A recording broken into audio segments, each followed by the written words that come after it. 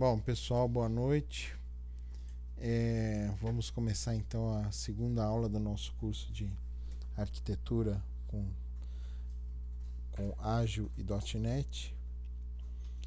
E vamos então continuar a nossa explicação sobre DDD, né, Domain Driven Design. E vamos dar prosseguimento aqui com os casos reais usando o DDD. Então vamos lá. Hoje eu estou trazendo aqui um exemplo de controle de tráfego aéreo, ok? Então nós vamos desenhar uma solução para aplicação de controle de tráfego aéreo.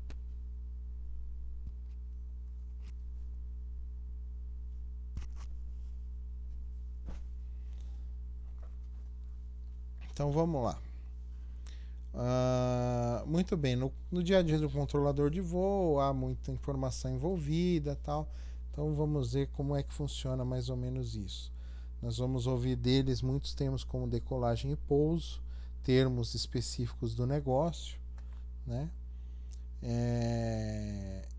E aí a orientação é para que você tente obter nessa conversa termos mais genéricos e essenciais, né?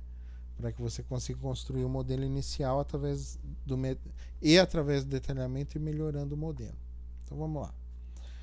Então, se você fosse conversar com um controlador de voo, ele iria dizer o seguinte, que ele precisa de um sistema que auxilie com os aviões. E aí, olha só. Em primeiro lugar, precisamos entender que um avião decola de um aeroporto em direção a outro. Então já temos uma informação mínima que já podemos trabalhar, certo? Então, se fôssemos fazer um esboço dessa informação, nós faríamos o seguinte, olha só. Nós temos um voo, esse voo tem um avião, esse avião tem um destino e sai de uma origem. Ou seja, então todo voo, ele começa em um aeroporto, termina em outro aeroporto e tem o avião que vai fazer esse trajeto. Ok? Segundo o nosso controlador de voo lá. Então nós temos que observar que todas as aeronaves que estiverem ao nosso alcance para monitorar a posição de cada uma, para evitarmos colisões enquanto elas estão seguindo para seus destinos. Então é necessário fazer o controle, cruzamento de todas as rotas, né? Então para cada voo tem uma rota pré-definida, evitando assim que as aeronaves se cruzem no ar ao mesmo tempo, causando acidentes. Para quem não está habituado com navegação aérea, existem rotas definidas no céu que são as chamadas rotas comerciais, né?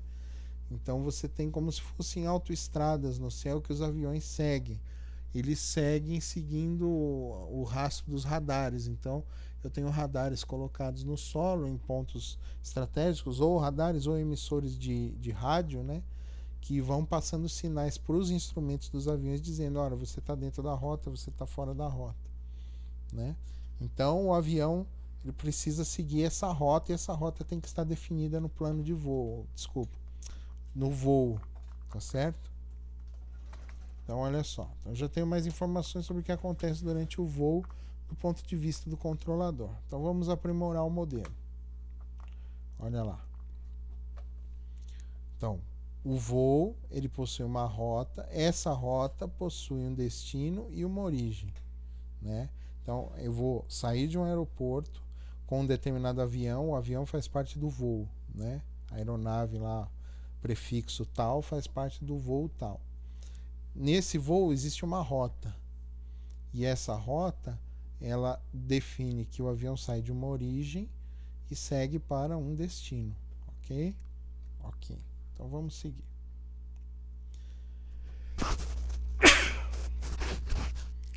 Sim, é por aí, mas tem um problema, o avião só decola depois que apresenta o plano de voo. Então o que seria o plano de voo?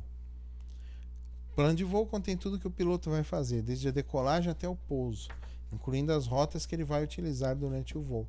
Então é interessante a gente perceber o seguinte, que uma rota comercial ela tem um começo e um fim, né? Ela começa em um lugar e termina em outro. Então o piloto ele pode receber, ele pode decidir por pegar diversas rotas diferentes para poder chegar no aeroporto de destino, certo? Então esse plano de rotas que ele vai buscar tem que ser colocado num documento que é o plano de voo. Tem que gerar um plano de voo e esse plano de voo vai informar para as equipes de solo qual o caminho que ele vai fazer no céu, ok? Então, ó, temos mais informações importantes. Não é a rota que define o trajeto total do avião, é o plano de voo. Quer dizer que o avião pode traçar várias rotas para sair de um aeroporto e chegar a outro? Isso mesmo. Para chegar a um aeroporto, o avião pode utilizar várias rotas que são como estradas no céu. Então, o plano de voo é importante para definir quais as rotas que o avião vai utilizar num determinado voo. Tá? Então, olha só, o que ele fala é o seguinte: percebe que estamos falando a mesma língua aqui? Alguém se lembra como se chama isso? É a tal da linguagem ubíqua, né? Então, eu, para escrever o desenho da solução, me utilizo da mesma linguagem que o cliente está se utilizando para descrever o problema, ok? Linguagem ubíqua. Então, olha, aqui a gente tem uma definição do que seria a modelagem, o desenho dessa aplicação do plano de voo, um esboço inicial, né? Então a gente tem aqui primeiro o voo, né? O voo tem um número, aí tem o avião que tem o prefixo, que é o avião que vai fazer esse voo, e o voo tem o plano de voo. O plano de voo ele define o destino, a origem e as rotas que o avião vai fazer. Então, uma rota pode ter várias sub-rotas, né? Então, esse é o desenho da aplicação que a gente fez. Então, veja que é uma coleção, né? Uma lista de rotas que possui rota 1, rota 2, rota 3. Né? Então, percebam que nós estamos usando uma linguagem comum a todos, né? Uma linguagem que é a linguagem ubíqua. Ok? Devido a algumas condições adversas, como clima, panes e outros fatores, o piloto pode mudar o plano de voo, removendo e adicionando rotas. Então, veja que interessante, né? Temos alguns comportamentos que devemos incluir ao nosso modelo: adicionar e remover rotas. Então, ficaria o seguinte, olha só. Na minha lista de rotas, eu tenho adicionar rota e remover rota. Ok?